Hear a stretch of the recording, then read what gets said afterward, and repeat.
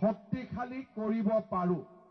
আৰু আজি আমি হৰিচিঙা আৰু মুদৈবাৰী সমষ্টিৰ এই 21 জনীয়া কমিটিখনক আৰু ৰাইজক সাক্ষাৎ কৰিবলৈ আমি আহি ইয়াত উপস্থিত হৈছোঁ।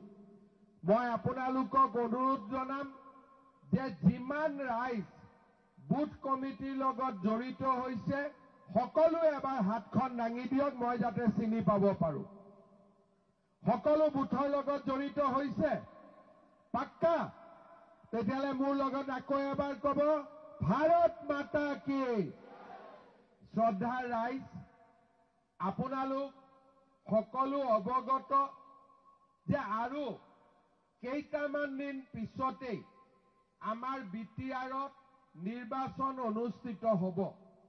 আমাৰ লক্ষ্য যাতে পূজাৰ আগতে আমি বিটিআৰৰ নিৰ্বাচন অনুষ্ঠিত কৰিব পাৰোঁ, দুৰ্গা পূজাৰ আগতেই বিটিআৰৰ নিৰ্বাচনৰ ফলাফলো ঘোষণা হ'ব লাগে আৰু আমি দুৰ্গা পূজাৰ আগতেই নিৰ্বাচনৰ প্ৰক্ৰিয়া শেষ কৰিব বিচাৰোঁ।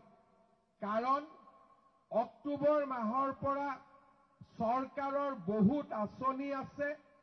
অক্টোবৰ, নৱেম্বৰ, ডিচেম্বৰ, জানুৱাৰী, ফেব্ৰুৱাৰী 5 মাহ আমাক লাগিব। আমি যিমানবিলাক আঁচনি আৰম্ভ কৰিছিলোঁ যাতে ৰাইজৰ মাজলৈ এই আঁচনিবিলাক লৈ যাব পাৰোঁ। আৰু তাৰ পিছত মাৰ্চ মাহত আমি বিধানসভাৰ নিৰ্বাচনৰ বাবেও সাজু হ'ব লাগিব। অৰ্থাৎ আগষ্ট মাহৰ তৃতীয় সপ্তাহত বিটিচিৰ নিৰ্বাচন ঘোষণা হ'ব। ছেপ্টেম্বৰ মাহৰ তৃতীয় সপ্তাহত বিটিচিৰ নিৰ্বাচন অনুষ্ঠিত হ'ব আৰু পূজাৰ আগতে আমি নতুনকৈ এখন বিটিআৰ বা বিটিচি আমি গঠন কৰিম। শ্ৰদ্ধাৰ ৰাইজ, আজি যদি আমি তুলনামূলকভাৱে বিশ্লেষণ কৰোঁ তেতিয়াহ'লে আমি দেখা পাম যে গোটেই অসমতে বিজেপিৰ শাসন আছিলে, কিন্তু বিটিআৰত বিভিন্ন কাৰণত কেতিয়াবা বিপিএফ বা কেতিয়াবা UPPL দলে চৰকাৰ গঠন কৰিছে আৰু বিজেপিয়ে যোৱাবাৰ প্ৰথমবাৰৰ বাবে আমি বিটিচিত সহযোগী দল হিচাপে চৰকাৰ গঠন কৰিব পাৰিছোঁ। ৰাইজে এটা কথা মনত পেলাব লাগিব যে 2014 চনৰ আগত আমি কোনখন বিটিচিত বাস কৰিছিলোঁ। 14 চনত প্ৰধানমন্ত্ৰী নৰেন্দ্ৰ মোদী ডাঙৰীয়াই শাসনলৈ আহে। লাহে লাহে লাহে লাহে বিটিচিলৈ শান্তি উভতি আহে, সমৃদ্ধি উভতি আহে। 2020 চনত বিটিআৰৰ চুক্তি স্বাক্ষৰিত হয়। 21 চনত মই অসমৰ মুখ্যমন্ত্ৰীৰ দায়িত্ব লওঁ। আজি মই আপোনালোকক এটা কথা মই ক'ব পাৰোঁ, পৰিসংখ্যাৰ ওপৰত পৰা বিটিআৰৰ প্ৰত্যেকটো সমষ্টিতে আমাৰ দলৰ কাৰ্যকৰ্তা সন্মিলন অনুষ্ঠিত হ'ব। 20 আগষ্টলৈকে যিমানখিনি পাৰোঁ সভাত মই আহিম।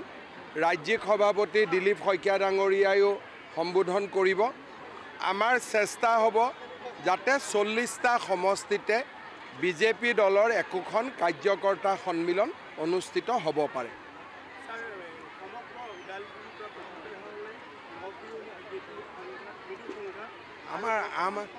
আমাৰ ইয়াতে পুৰণি কোন আছে, চবেই নতুনেই। আগততো আমি ইলেকশ্যনে খেলাই নাছিলোঁ দেখোন। গতিকে মইতো একো শুনাও নাই আৰু আমাৰ ইয়াত খুব ধুনীয়া ডিচিপ্লিন ৱাইজ আমাৰ কাম হৈ আছে।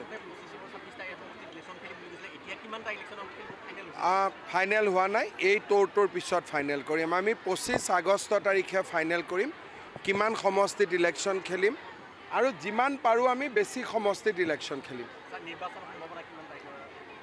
আগষ্ট মাহৰ 3rd উইকত এনাউন্সমেণ্ট হ'ব, ছেপ্টেম্বৰৰ 3rd উইকত ইলেকশ্যন হ'ব।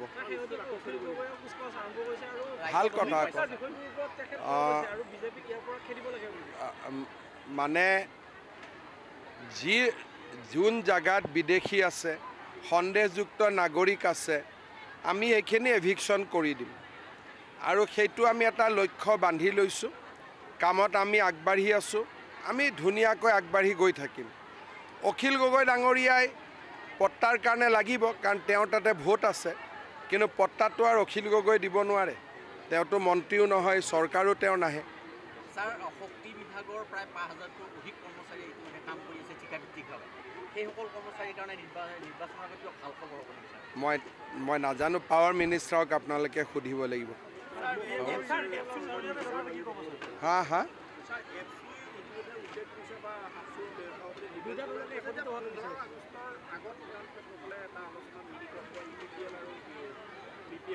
মইতো UPPL আৰু BPF যদি লগ লাগে মই আদৰণি জনাওঁ। লগত আমাৰ নতুনকৈ যিটো দল হৈছে, 3টা দল একত্ৰিত হ'লে আমি ভাল পাওঁ।